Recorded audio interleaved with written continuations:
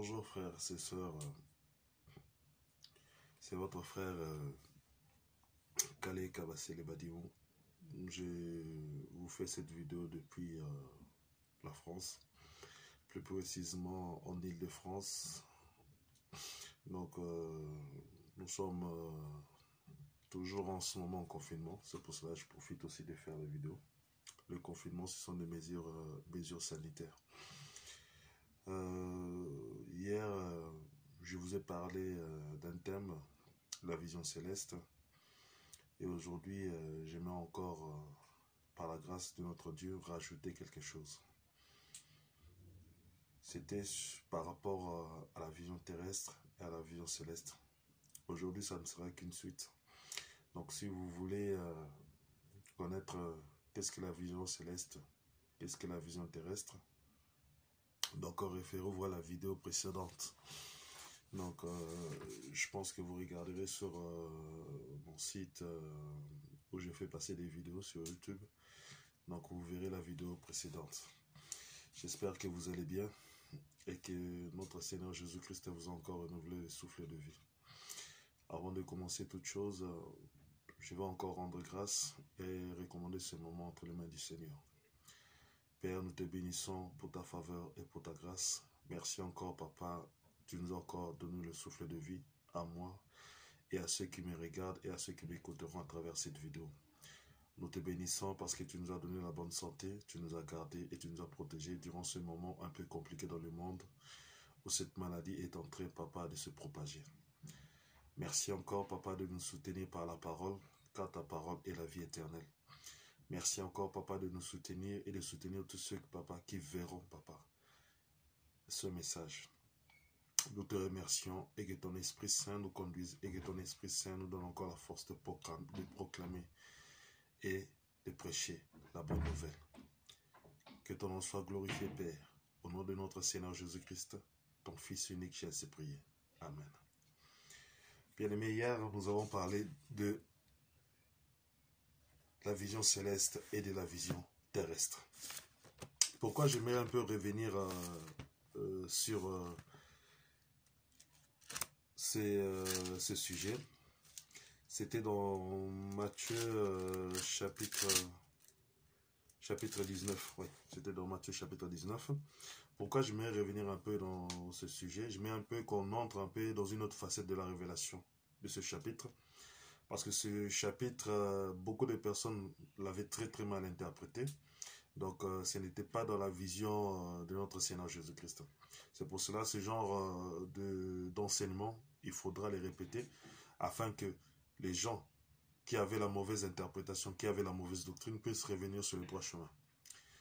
Parce que, quand nous lisons Matthieu chapitre 19, à partir du verset 17, il répondit, « Pourquoi m'appelles-tu bon?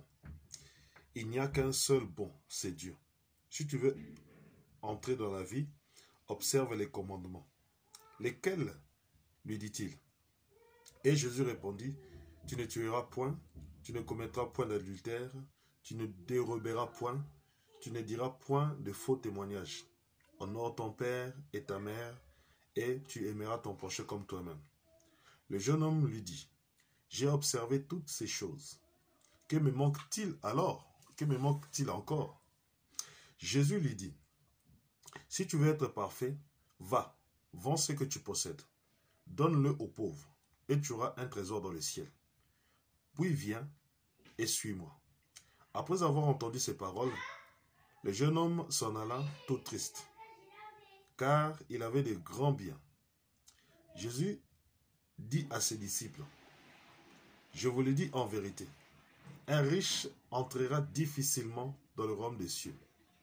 Je vous le dis encore, il est plus facile à un chameau de passer par le trou d'une aiguille qu'à un riche d'entrer dans le royaume de Dieu. » Les disciples, ayant entendu cela, furent très étonnés et dirent, « Qui peut donc être sauvé? » Jésus les regarda et leur dit, « Aux hommes, cela est impossible, mais à Dieu, tout est possible. » Pierre, prenant alors la parole, lui dit, « Voici, nous avons tout quitté, et nous t'avons suivi. Qu'en sera-t-il pour nous? » Jésus leur répondit, je vous le dis en vérité, quand le Fils de l'homme, au renouvellement de toutes choses, sera assis sur le trône de sa gloire, vous qui m'avez suivi, vous serez de même assis sur 12 trônes, et vous jugerez les 12 tribus d'Israël. Et quiconque aura quitté, à cause de mon nom, ses frères, ses sœurs, son père, ou sa mère, ou sa femme, ou ses enfants, ou ses terres, ou ses maisons, recevra le centuple, et héritera la vie éternelle. Plusieurs des premiers seront les derniers, et plusieurs des derniers seront les premiers. Bien-aimés dans le Seigneur, c'est une grâce d'entendre ces paroles. C'est une grâce d'entendre ces paroles venant de notre Seigneur Jésus-Christ. L'homme riche, comme je l'ai dit hier, l'homme riche avait une vision terrestre du royaume. Mais Jésus-Christ lui a donné la vision céleste du royaume. Jésus-Christ lui a dit, vends tout ce que tu as sur terre afin d'avoir quelque chose dans le ciel. Afin d'avoir un trésor dans le ciel. Mais l'homme, tellement qu'il était riche, tellement qu'il avait beaucoup de biens, il n'a pas voulu tout vendre et avoir un trésor dans le ciel. Vous savez, c'est le même qu'avec les chrétiens. Il y a beaucoup de chrétiens qui veulent venir à Christ, qui sont même dans Christ. Mais ils ne veulent pas tout vendre pour qu'ils aient quelque chose dans le ciel. Mais tu vas me dire, Calais, moi je ne suis pas comme un homme riche, je n'ai rien d'extraordinaire. J'ai peut-être 1000 euros dans mon compte, je gagne peut-être un salaire de 1500 euros, ou je gagne un salaire de 500 euros, ou je gagne un salaire de 300 euros. Peu importe dans le pays dans lequel vous êtes, que vous soyez en Afrique, aux États-Unis, vous gagnez un salaire pour vivre. Mais regardez le paradoxe. Regardez, il faut comparer. L'homme riche avait beaucoup de biens. Parce que dans ses biens, toute sa famille dépendait de cela. Sa femme, ses enfants, ses frères, ses sœurs. Parce que quelqu'un qui a beaucoup d'argent, il est sollicité par la famille. Donc, lorsque Jésus-Christ lui disait, prends tout, vends, c'est-à-dire que l'homme riche a regardé sa femme. L'homme riche a regardé ses parents. L'homme riche a regardé ses frères. L'homme riche a regardé ses sœurs. L'homme riche a regardé ses amis. L'homme riche a regardé ses affaires. L'homme riche a regardé tout ça. Et ce n'est pas mauvais. C'est pas mauvais ce qu'il fait. Parce qu'avant de prendre une décision bien aimée, c'est tout à fait normal de réfléchir, de s'asseoir en étant une personne sage, une personne qui est sensée. Avant d'agir, il faut d'abord réfléchir. Avant de poser un acte, ou bien avant de parler, il faut d'abord réfléchir. Et ce qu'il a fait n'est pas mauvais. Toi aussi, tu peux te dire aujourd'hui, j'ai tout. J'ai tout. Mais pourquoi vais-je tout abandonner pour suivre Christ? Ça me donnera quoi? Mais le problème, c'est que dans le raisonnement de l'homme riche, il a bien raisonné dans le sens que si j'abandonne tout, et je suis Christ, qu'est-ce que je vais avoir? Le problème, c'est que la richesse de l'homme riche, pour lui c'était une richesse. Mais cette richesse l'a empêché d'entrer dans le royaume. Cette richesse l'a bloqué d'entrer dans le royaume. Il a tellement regardé, il dit, mais si je vends tout, ma femme mangera quoi? Mes enfants mangeront comment? Comment ma femme, mes enfants vivront? Comment vivrons-nous? Comment mon père, ma mère, les affaires, pourquoi cette affaire est florissante? Pourquoi vais-je l'abandonner? Ça rapporte 2000, 3000 euros par heure. Ça rapporte beaucoup d'argent. À la fin du mois, j'ai beaucoup d'argent. À la fin du mois, ça me permet d'avoir un bon standing, d'avoir une belle maison, d'avoir une villa, d'avoir des terres, d'avoir beaucoup de choses. C'est le même qu'avec nous les chrétiens aujourd'hui. Nous pouvons regarder cette affaire, non. Avec cette affaire, je peux progresser. Avec cette affaire, j'aurai 10 000 euros par mois. Avec cette affaire, je vais augmenter mon salaire. Avec cette affaire, il y aura beaucoup de choses que je vais ramener dans la famille. Je vais soutenir vraiment la famille comme il faut. Mais regardez. ceux maintenant qui ont compris Jésus-Christ de Nazareth, ceux maintenant qui mangent avec Jésus-Christ, ceux qui ont été appelés à être révélés du royaume. Regardez ce que Pierre dit. Il dit ceci. Pierre, prenant alors la parole, lui dit, « Voici, nous avons tout quitté et nous t'avons suivi. Quand sera-t-il pour nous ?» Jésus leur répondit, « Je vous l'ai dit en vérité, quand le Fils de l'homme, au renouvellement de toutes choses, sera assis sur le trône de sa gloire, vous qui m'avez suivi, vous serez de même assis sur 12 trônes.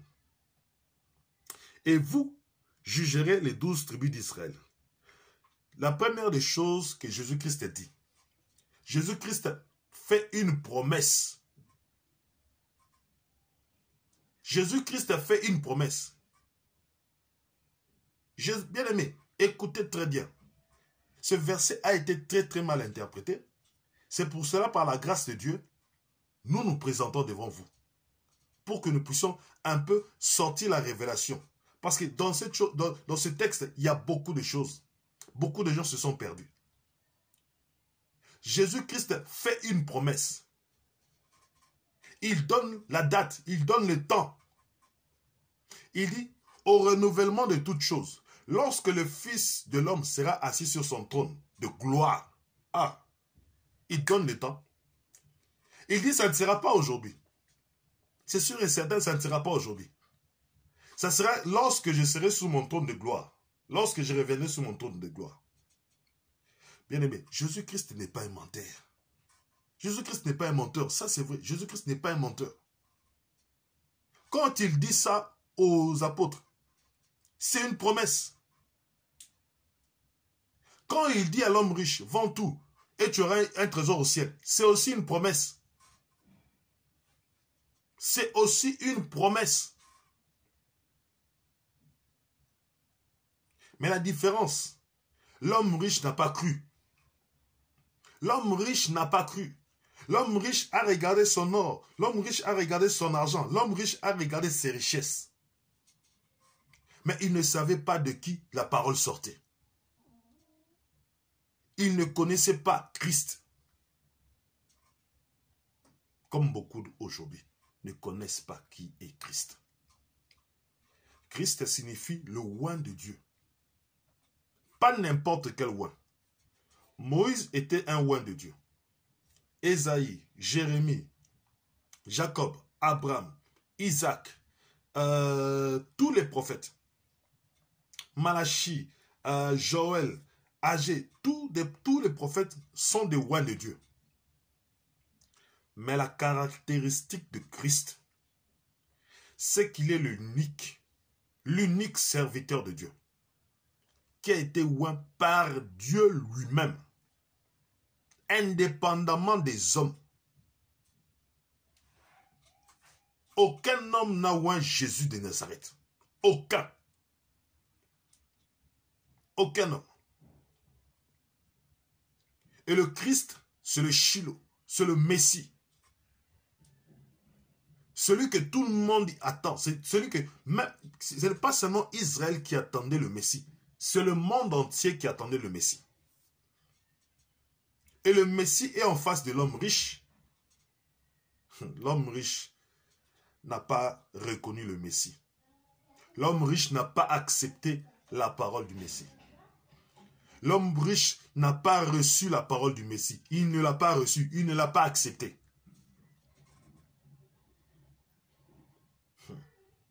Regardez maintenant Pierre. Pierre qui connaît que Jésus est le Messie. Jésus est le Fils de Dieu. Pierre connaît, et les apôtres aussi connaissent. Maintenant Pierre vient. Il dit ceci, nous avons tout abandonné. Nous avons tout laissé. Qu'est-ce que nous allons avoir? Jésus-Christ a fait une promesse. D'un côté, il fait la promesse à l'homme riche refuse. De l'autre côté, il fait une promesse aux apôtres. Il leur dit, vous aurez des trônes lorsque je serai assis sur mon trône de gloire. Ah bon? Et puis Jésus-Christ rajoute, il dit ceci. Et quiconque aura quitté à cause de mon nom, ses frères, ses sœurs, son père, sa mère, sa femme, ses enfants, ou ses terres, ou ses maisons, recevra le centuple et héritera la vie éternelle. Donc, c'est que l'homme riche n'arrivait pas à abandonner. Jésus-Christ leur dit, vous voyez l'homme riche. L'homme riche n'a pas abandonné. Il a gardé ses terres. Il a tout gardé. Sa femme, ses enfants, ses frères, ses pères. Il a tout. Il a voulu tout garder. Mais vous, sachez ceci. Recevra le centuple. Il recevra le centuple. Mais bien aimé, lorsque Jésus-Christ a fait la promesse, il commence par quoi? Il commence par le ciel. Il commence par le ciel. Il n'est pas terrestre. Dans cette promesse, il n'y a rien de terrestre. Bien-aimé, dans cette promesse, il n'y a rien de terrestre. Parce que s'il y avait quelque chose de terrestre, tu dois avoir beaucoup de pères, tu dois avoir beaucoup de mères. Donc, tout est multiplié. Donc, cette promesse n'est pas terrestre. Cette promesse est céleste. Regardez bien ce qu'il dit. Et quiconque aura quitté à cause de mon nom, ses frères, ses sœurs, ou ses sœurs, ou son père, ou sa mère, ou sa femme, ou ses enfants, ou ses terres, ou ses maisons, recevra le centuple. Le centuple. Recevra le centuple. Mais nous savons, lorsque nous serons dans le ciel, est-ce que vais-je reconnaître mon frère? Vais-je reconnaître ma sœur? Vais-je reconnaître mon père? Vais-je reconnaître ma mère? Vais-je reconnaître mes enfants? Non, bien-aimé. Pas du tout. Pas du tout. Nous serons transformés. Nous serons transformés. Il recevra le centuple. Il recevra le centuple. Les gens me diront, ah, Kale, le centuple, c'est encore quoi? Il recevra le centuple. C'est pour cela que Jésus-Christ dit aux pharisiens, vous ne comprenez ni les Écritures, ni la puissance de Dieu.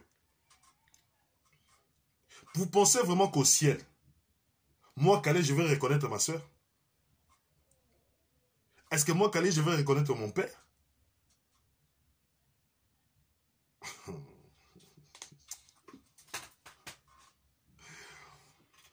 Je ne vais pas rentrer là, parce que ça aussi, c'est un autre enseignement.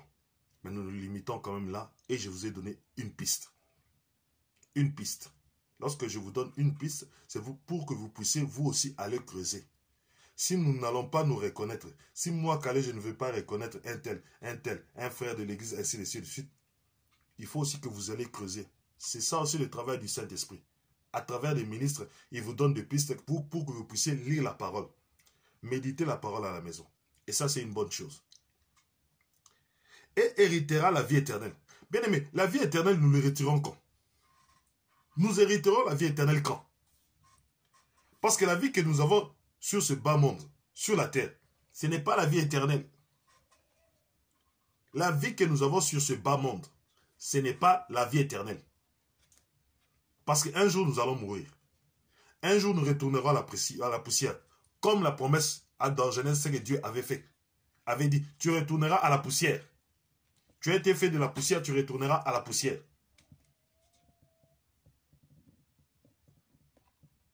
Vous comprenez?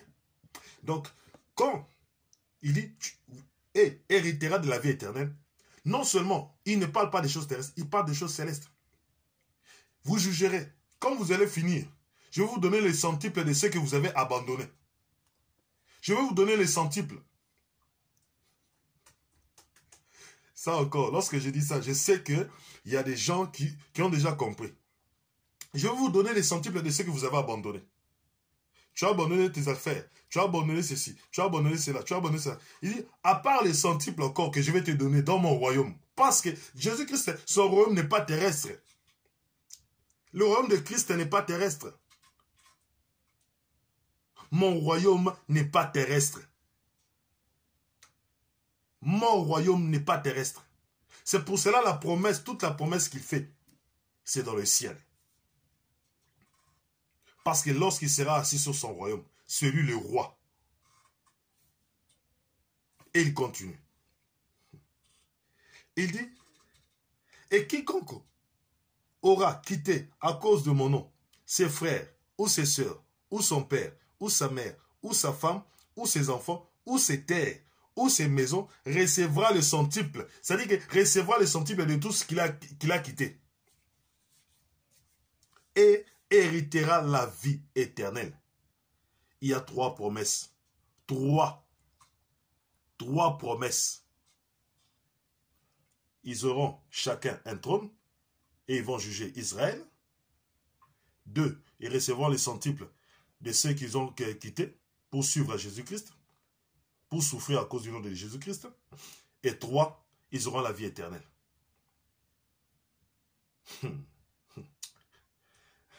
Bien-aimé, la parole de Dieu vaut mieux que de l'or. Nous allons lire ça dans Psaume 119, je crois, à partir du verset 72. Psaume 119, 72. Psaume 119, 72. Mieux vaut pour moi la loi de ta bouche que 1000 objets d'or et d'argent. Bien-aimé, ce que Jésus-Christ disait à l'homme riche valait mieux que l'or, l'argent. 1000 fois.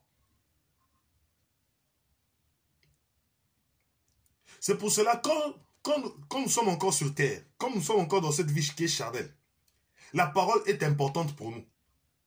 C'est l'or que nous avons. C'est la richesse que nous possédons, la parole de Dieu. Parce que cette parole vaut mieux que les richesses de ce monde. 1000 fois les richesses de ce monde. Il dit, Psaume dit ceci, mieux vaut pour moi la loi de ta bouche que 1000 objets d'or et d'argent.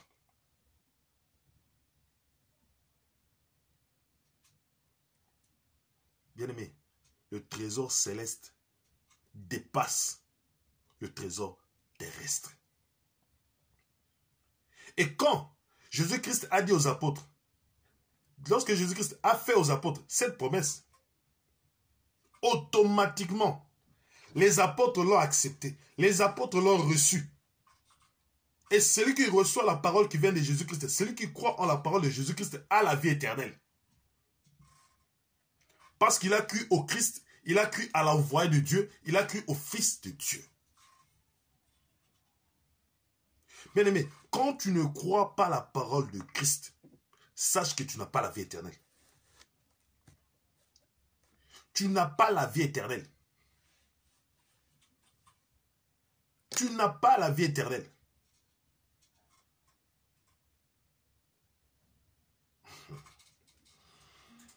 Psaume 119, 57 toujours.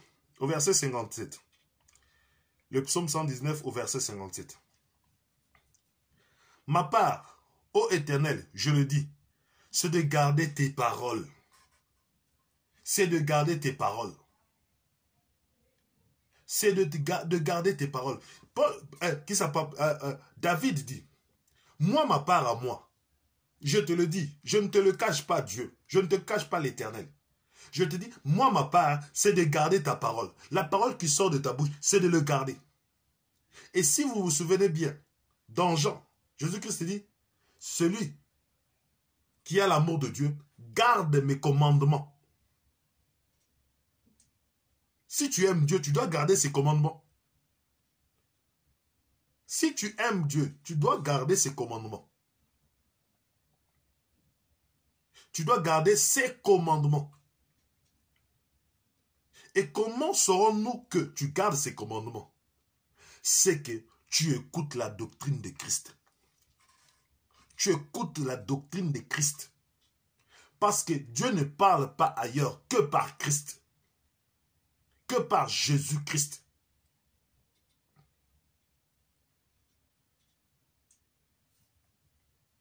Celui qui n'écoute pas Christ, celui qui n'écoute pas Jésus-Christ, bien aimé, il n'a pas la vie éternelle. Dieu ne peut pas te parler face à face comme ça. Non, impossible. Impossible. Dieu passe par Christ pour te parler. Il donne à Christ sa parole et Christ vient nous révéler sa parole.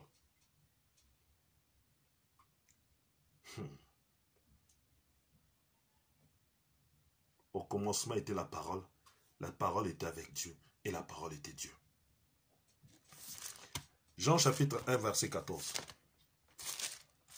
Là, c'est le verset le plus, je dis, le mal compris du monde. Jean chapitre 1, le verset 14. À partir du verset 14.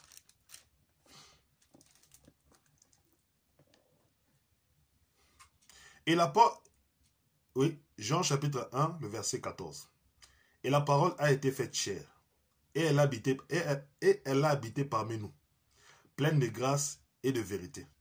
Et nous avons contemplé sa gloire, une gloire comme la gloire du Fils unique venu du Père.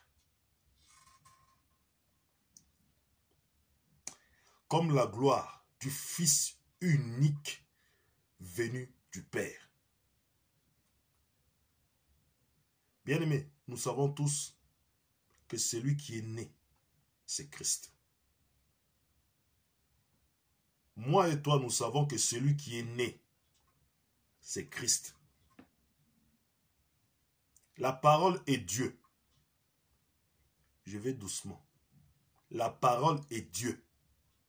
Au commencement était la parole, et la parole était avec Dieu, et la parole était Dieu.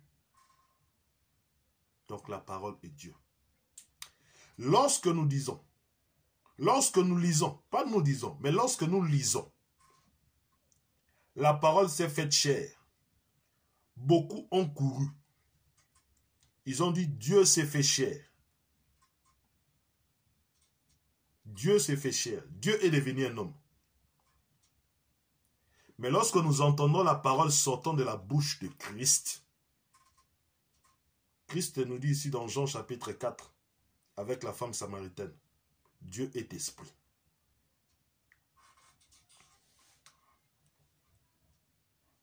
Vous voyez la différence? Le problème, c'est que les gens ne veulent pas croire Christ.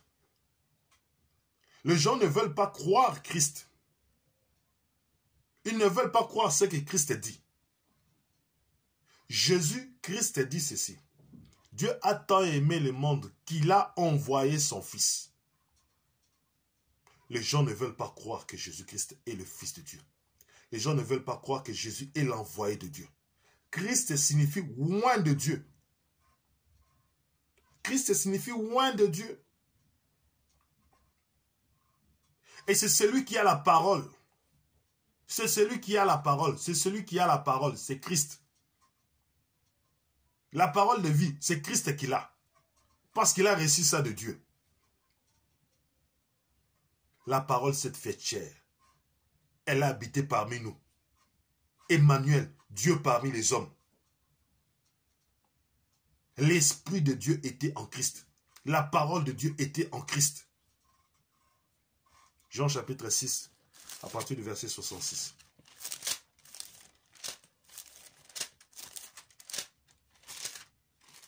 Nous allons lire deux versets.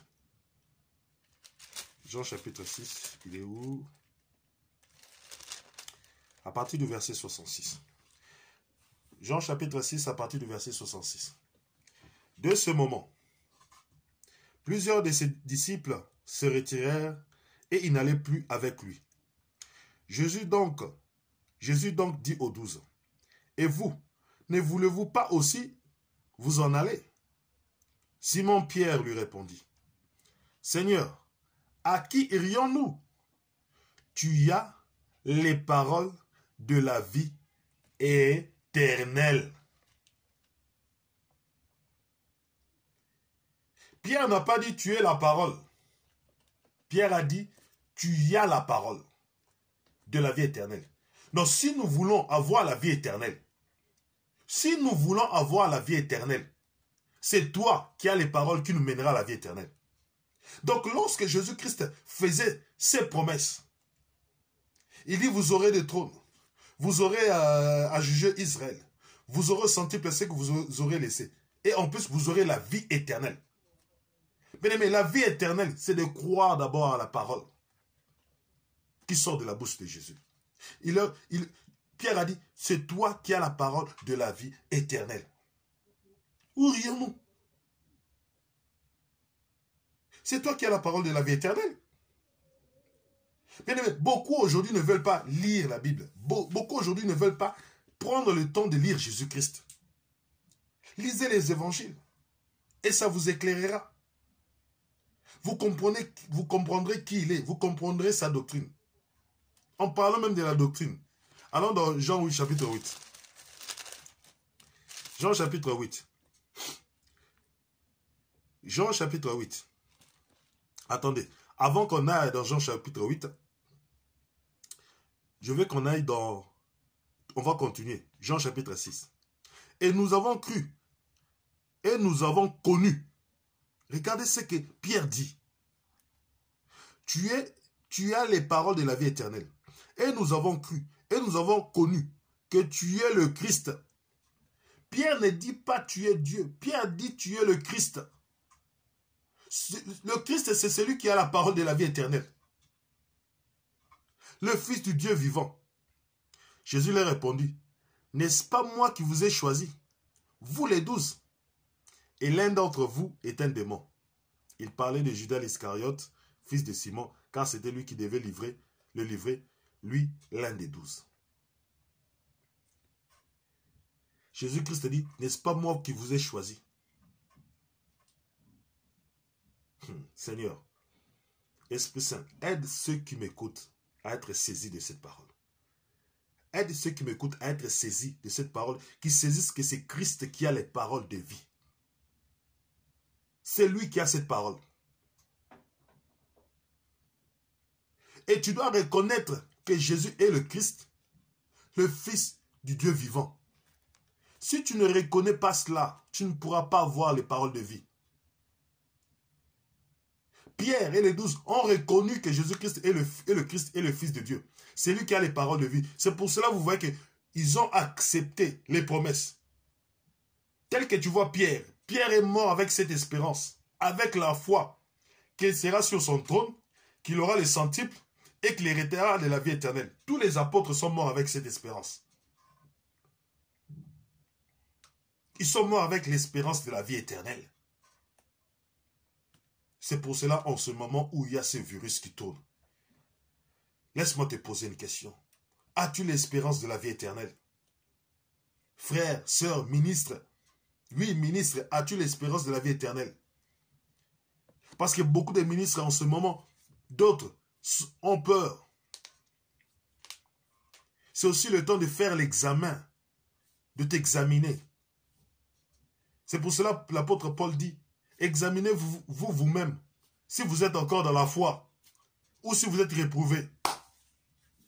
Il est temps. Il est temps. Celui qui n'accepte pas Christ dans sa vie, bien aimé, il n'aura pas la vie éternelle. Parce que c'est Christ qui a les paroles de la vie éternelle. Celui le chemin, celui la vie, celui la vérité. Il te donne la vérité parce qu'il est la vérité. Jean chapitre 7, à partir du verset 16. Jean chapitre 7, à partir du verset 16. Il dit ceci. Jésus leur répondit, ma doctrine n'est pas de moi, mais de celui qui m'a envoyé. Bien-aimé, Jésus-Christ lui-même reconnaît que c'est un envoyé.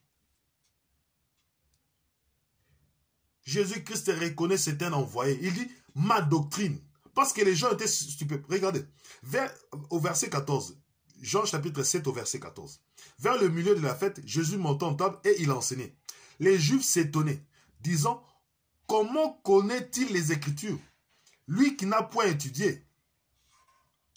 La doctrine, c'est pour ça qu'il dit, ma doctrine. La doctrine de Christ n'est pas la doctrine de Moïse.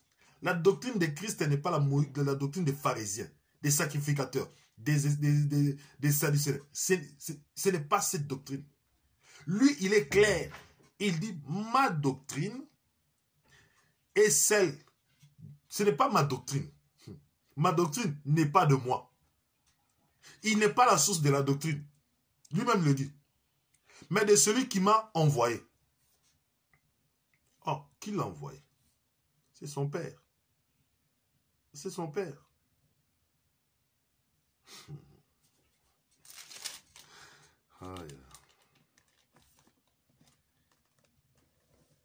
Voilà, bien-aimé.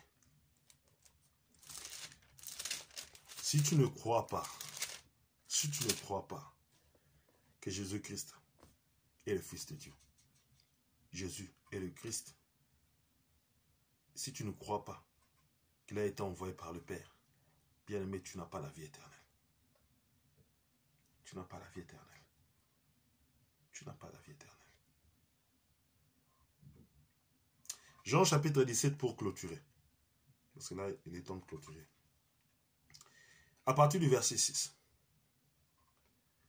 J'ai fait connaître ton nom aux hommes que tu m'as donnés du milieu du monde. Ils étaient à toi et tu me les as donnés.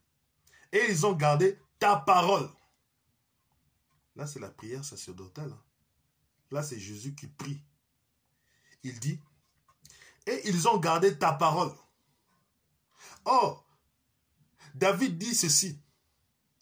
Ô Éternel, ma part, je le dis, mon lot, je le dis, c'est de garder ta parole. Ah, bien aimé, on continue encore. Maintenant, ils ont connu que tout ce que tu m'as donné vient de toi. Tout ce que Jésus-Christ a vient de son Père. Il a dit, ils ont connu. C'est-à-dire que maintenant, ils ont la connaissance que ce que Christ est, tout ce qu'il a, le royaume vient du Père. C'est le Père qui donne le royaume au Fils. C'est le Père qui donne le royaume au Fils. Car je leur ai donné les paroles que tu m'as données. Les paroles que Christ a entendues, les paroles que Christ a reçues du Père, il leur a donné. Il a donné ça à qui? Aux apôtres. Et ils les ont reçus. Et ils ont vraiment connu que je suis sorti de toi. Et ils ont cru que tu m'as envoyé. Bien-aimé, regardez, il y a 3 choses. Bien-aimé, 3 choses aussi ici. 3 choses. C'est quoi? Et ils les ont reçus. Ils ont reçu la parole de Dieu. Ils ont vraiment connu que je suis sorti de toi. Et ils ont cru que tu m'as envoyé. Bien-aimé, si tu ne reçois pas la parole de Christ, si tu ne crois pas que Christ est sorti de Dieu, si tu ne crois pas que Christ, Jésus de Nazareth, est envoyé par Dieu, bien-aimé, tu n'as pas la vie éternelle. Tu n'as pas la vie éternelle. Tu n'as pas la vie éternelle. C'est pour cela, bien-aimé, la vision aussi céleste, c'est ça. La vision céleste, c'est ça. Pour que tu aies la vision, pour que ces promesses puissent s'accomplir dans la vie de Pierre, Jacques, Jean, les autres apôtres, ils ont cru en ça. Ils ont cru à la parole que Jésus-Christ a ramenée. Ils ont cru en celui qui avait fait la promesse. Oui, bien-aimé. Ils ont cru. Ils ont cru. Alors maintenant, toi, qu'est-ce que tu attends pour croire? Toi, qu'est-ce que tu attends pour croire? Tu es chrétien, mais crois-tu que Jésus-Christ est l'envoyé de Dieu? Crois-tu que Jésus-Christ est l'envoyé de Dieu? Crois-tu que Jésus-Christ est sorti de Dieu? Crois-tu que Jésus-Christ a la parole de vie? Bien-aimé, il est temps. Il est temps. Nous n'avons pas peur de ces maladies, car cette espérance est en nous. Notre espérance est vivante. Cette espérance est en nous.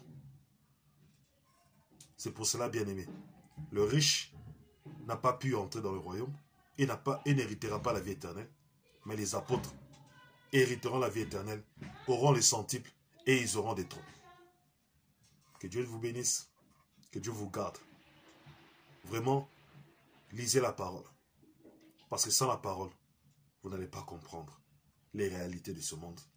Et vous n'allez pas survivre dans ce monde. Vous allez soit... Il n'y a pas d'autre solution. Soit vous êtes sur le chemin étroit, soit vous êtes dans le monde. Et mon souci en tant que serviteur de Dieu, j'aimerais que vous soyez toujours dans le chemin étroit. Que vous gardez toujours les yeux rivés sur notre Seigneur Jésus-Christ, le Fils de Dieu vivant. Que Dieu vous garde, que Dieu vous bénisse. Vraiment, à la prochaine.